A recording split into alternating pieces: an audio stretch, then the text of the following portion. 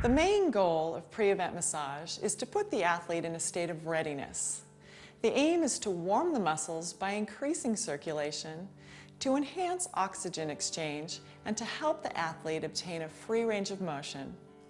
There are a few things to keep in mind when performing a pre-event massage. A quick pace is used. The rhythm of massage should never be sedating. You'll need to keep this quick pace up throughout the massage. The massage usually occurs within 60 minutes of the event. Try to remember not to interrupt the athlete's routine. This massage occurs very close to their event. Don't talk about tight places or anything that will undermine their confidence.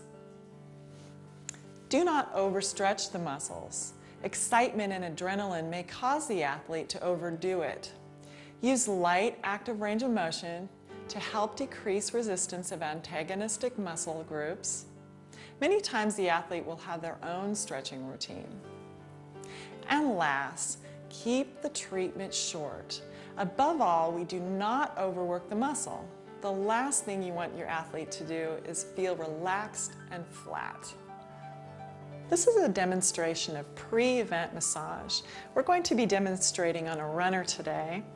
And the main focus you will be looking at is the thighs and the hip and the feet region. So you'll want to start off with your athlete in a prone position, and you'll want to go ahead and start with your compressions. It's a fast compressing stroke. Do not slow your rhythm down. That tends to sedate and relax your client.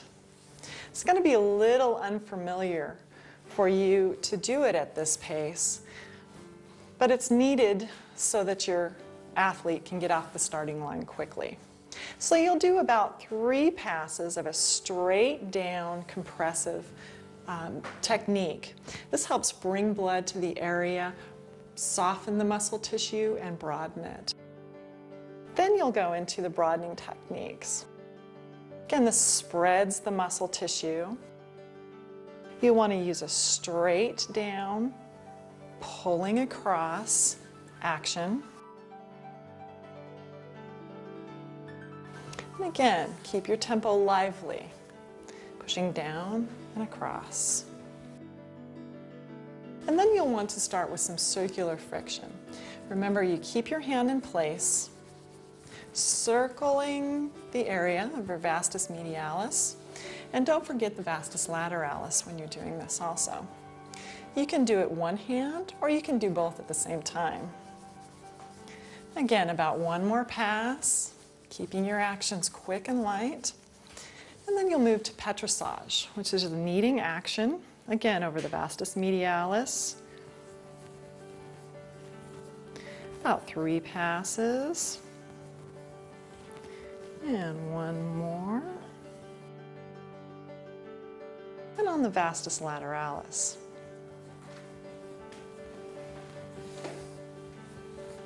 Nice kneading motion. Again, this helps bring blood to the tissue and warm the area. And then you'll want to move into your palmar frictions. This is what heats up the muscle. This is where you want to get a nice good color raising up. Vastus medialis, vastus lateralis. Again, both hands this way. And don't forget the knees on a runner. Really get those tendon insertions all around the knee.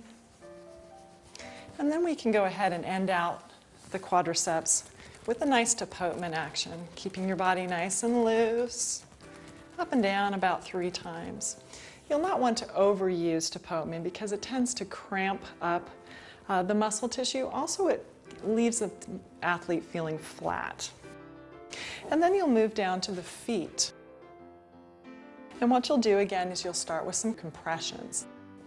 Compressing the tissues 2 or 3 times, grab the whole foot nice and firmly in your hand. And then you'll move to your broadening. Broaden the tarsals on the top of the foot,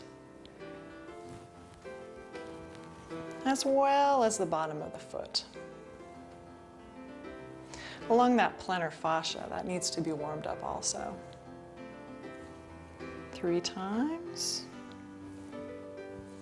Good, all right. Then you want to move up to the hip. The hip flexors are used in running and need to have some compression on them. Make sure that's nice and compressed and warm. Good. For obvious reasons, you don't want to do any broadening on this muscle. It's just a little bit too small to do that. So bring blood to the area by using compression techniques. Good. And then you want to go ahead and have your athlete turn over so that you can get your hamstrings. Donna, would you mind turning over for me, please? Now during the broadening techniques, I like to use a little bit of lubricant. Some athletes tend to not like the feeling of the stickiness and the sweat. So if you do use a lubricant, check with your athlete and then also have some alcohol and towels to wipe them down with. So again, you'll start with your compressions straight into the athlete. About a 3 times pass. So you'll push down towards the bone, drag it back. Make sure to cover the biceps femoris on the outside, as well as the semitendinosus and the semimembranosus on the inside. And then you start with your broadening. Nice and quick. Down,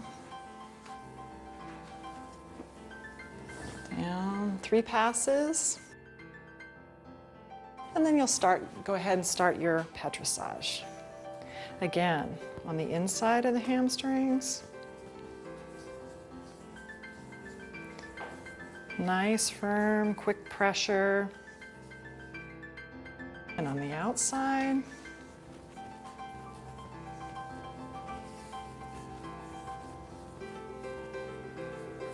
And then you'll go ahead and start with your circular frictions.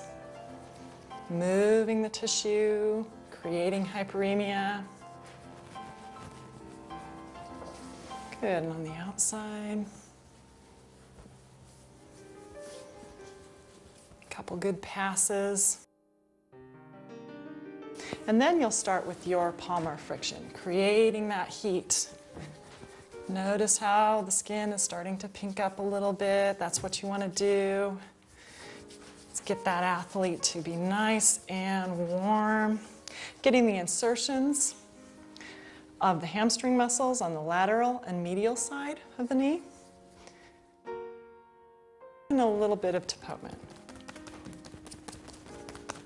Again, with the muscle. Let's move on to the gastroc and the soleus. Pay attention to the Achilles tendon. This is an area that can be really tight in athletes. Start with your compressions. Nice and quick. 3 times passing through. And then you move on to your broadening. Very quick broadening. Really think of spreading the tissues out. And then move on to your petrissage. And make sure you focus on the medial gastroc as well as the lateral.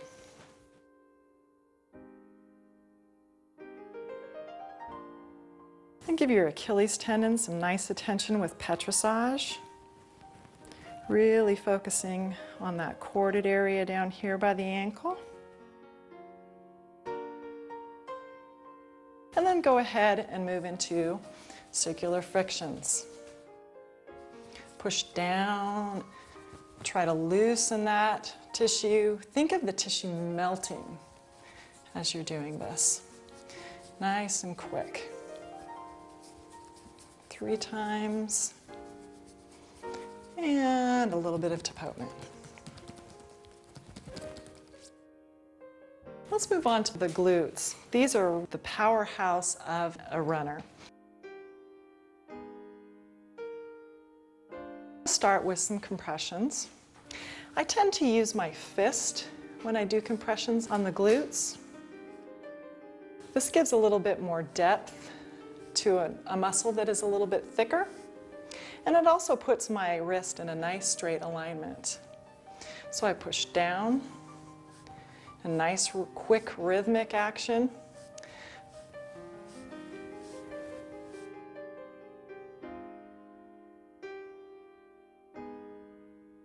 And then to broaden the tissue, I'll take my fist and give it a little turn.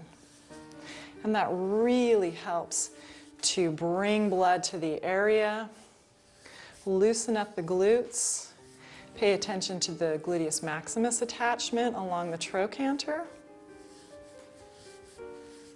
Good. And then some nice deportment.